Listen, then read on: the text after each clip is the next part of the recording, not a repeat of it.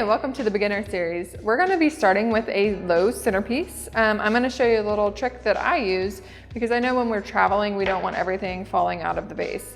A couple options are you could use waterproof tape or clear tape to make a grid. Another option that I like to use is take a little bit of Oasis binding wire and create my cluster of greenery and then design within that greenery, and that helps create a grid of the greenery in the vase so that that's what's holding all the flowers in place. All of the flowers that you see today are from 50 Flowers.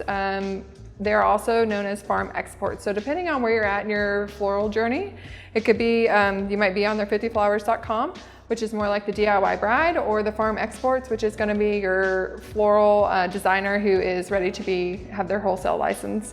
So let me go ahead and get started. On this, I'm gonna be using some silver dollar as my base, which I love silver dollar. I like to take it and utilize as much as I can from one stem. As you can see, that's a little bit big for a low base. So we're just going to pop it off. I like to save all the little leaves because you can utilize those later for boutonnieres or flower crowns or many, many different things. So I make a spiral with my stems so that they're not crossing over each other. And when I'm in my studio, I just usually throw things on the ground, so don't let this fool you. Unless I'm trying to save the stems, and then I make my little pile.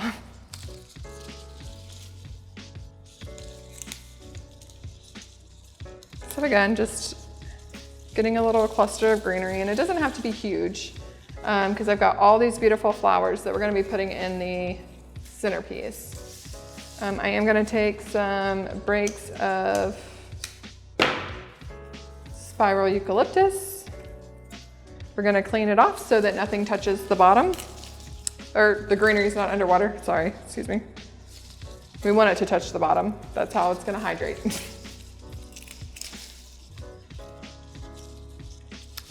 And you'll notice when you're working with spiral or baby eucalyptus that your hands do get a little bit sappy. That's absolutely normal.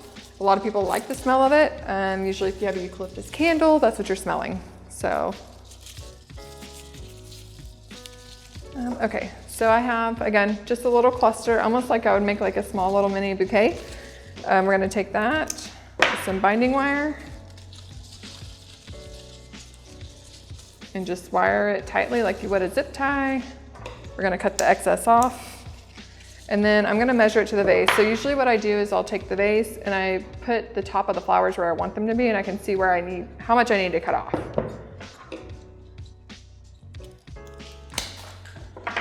So I can put it in there. If that's not enough, then I'll just come back and I'll cut a little bit more. That's the nice is you can always cut off, but you can't add back in. So from here, I'm gonna add a little bit of greenery because it's not as stable as I want it yet. So we're gonna go in with a little bit of seeded eucalyptus. The nice thing about seeded euc is it's got a natural drape to it. As a reminder, like these are fresh florals, they grow outside. So sometimes you'll find little bug bites and it's okay. Just pop it off. Again, I'm just adding to the grid. So I'm going to pop it in mixed in with all of the greenery that's already in there. And I like to use several types of greenery, typically a minimum of 2, but a lot of times I'll use, 2 to 3.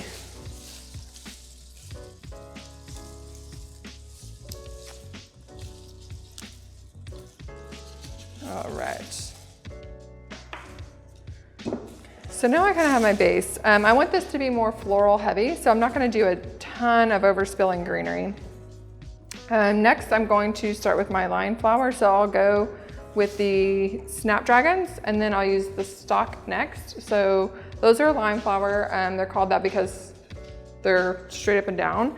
And when you design with them, you can help create a visual with them. I'm cutting these shorter just because we are doing a low centerpiece. Got removing all of the foliage from the bottom.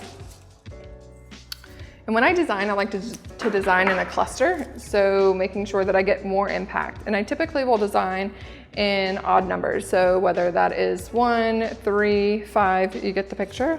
But sometimes like I will separate, like if I just have 3, I'll separate them so that the eye is drawn, but creating movement.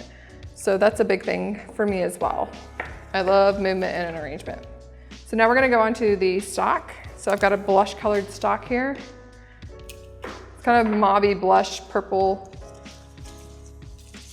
And we're just gonna kind of come up here in the middle, give it a little bit of height in the middle.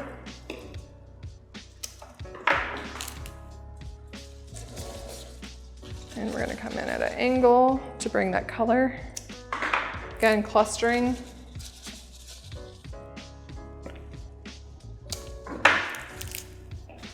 I really, really like to cluster my floral. I feel like it gives it more of an elevated look and you get more of an impact on the color and the texture of the floral. Okay, so we're at 5 blooms.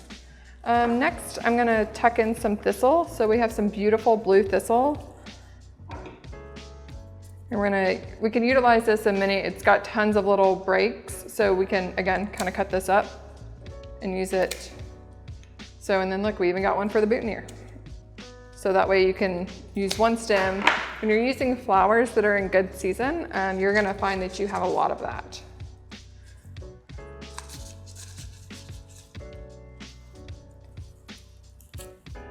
Again, just moving anything that would be below the water line.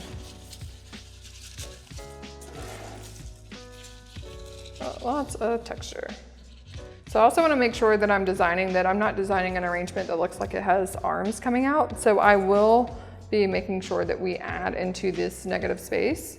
So we'll come in maybe with some Lizzie that we have and kind of tuck that down in.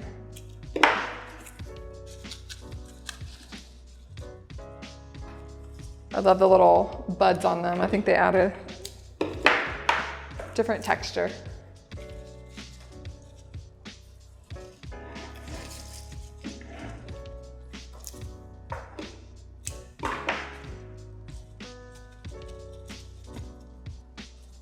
All right, so this one has some nice pieces. So we're actually gonna cut it down.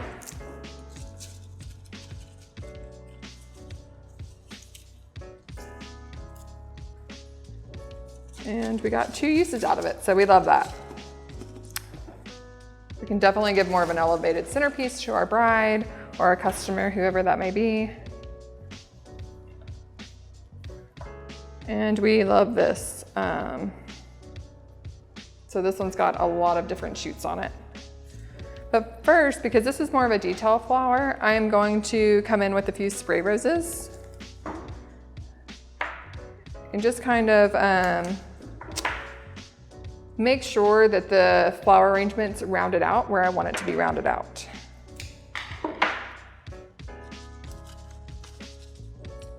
And that we filled in all the holes that we want it to be filled in.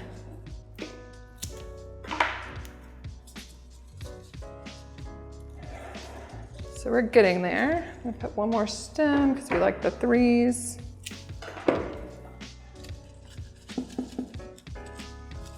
All right. And I'm gonna come in with a little bit of this Veronica. I'm loving the color palette with the mauvey pink purple stock color that we have going on. It's got lots of shape as well. So this is a good detail flower so that we can kind of break up what we have going on here. We might need one more snap.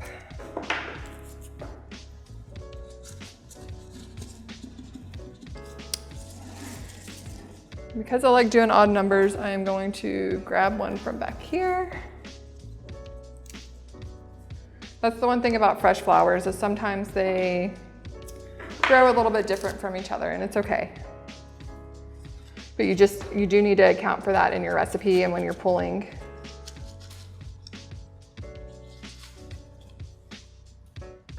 Okay, so now we can come in with this Tanzia Yarrow. It's got the cutest little blooms. I love it. It's so fun.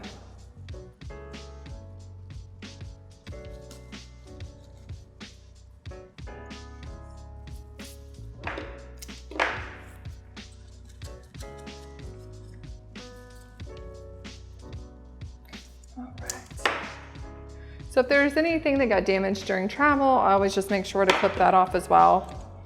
Because that happens, but it's okay. You just make sure that you remove it so that your customer or client doesn't see it.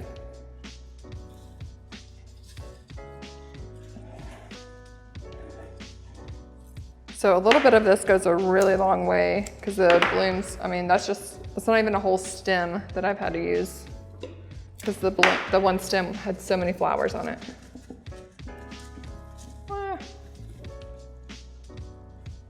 And I like to make sure that the color is balanced. If I need to go in and add any more greenery as well, I can do that. So maybe I want to come in and add some of this acacia in because it's got a fun texture. We can kind of cut it down.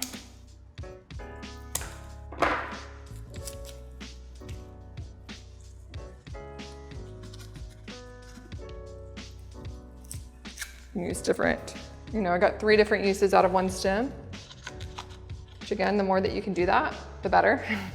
Good for business, right?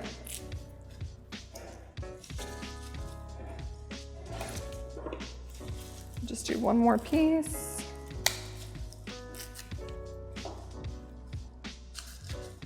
And you always want to make sure you are not overstuffing. So whenever I'm creating recipes before I design, actually before I've even ordered the flowers, I've already created a recipe to go off of so that I know that I'm within budget, which is super important. We'll talk about later.